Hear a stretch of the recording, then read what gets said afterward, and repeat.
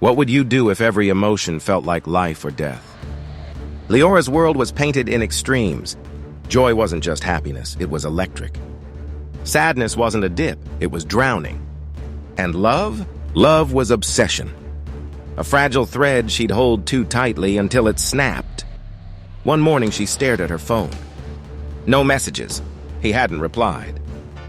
2 hours felt like abandonment. Her hands trembled, her chest tightened. She imagined him laughing with someone else. Then, blaming herself for being too much. She cried, then raged, then begged herself to just be normal. "He's gone," she whispered, "because I'm too broken." But an hour later, his message came through. "Sorry, my phone died." Relief flooded her like a drug. But something inside her had already cracked. What happens when the fear of losing someone becomes a storm you can't calm? Who are you when your identity changes with every emotion? Liora changed, depending on who she was with. With friends, she was funny and wild. With lovers, she was soft and fearful. Alone, she felt like a stranger. She'd look in the mirror and feel disconnected. Not from the world, but from herself.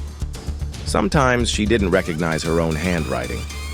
Other times, she couldn't tell if the memory was real or imagined. Was it last night she screamed into the pillow? Or last week? Her diary became a battlefield. Pages of love turned to hate overnight. "I'm too intense," she'd write. Then tear out the page in guilt. And when she finally tried to leave the pain behind, her mind wouldn't let her. Sometimes the mind protects itself by becoming the storm. Liora decided to disappear. She packed a bag, deleted her socials, and planned to vanish from everyone's life. But that night, the voices came not like Kareem's, not external. These were her own thoughts, distorted. Her inner voice turned cruel. "You're a burden. They'll all leave anyway."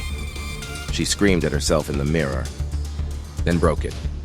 The fractured glass reflected 100 versions of her. None of them felt real.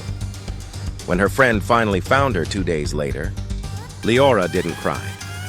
She smiled and whispered, "At least now I know which parts of me they couldn't love."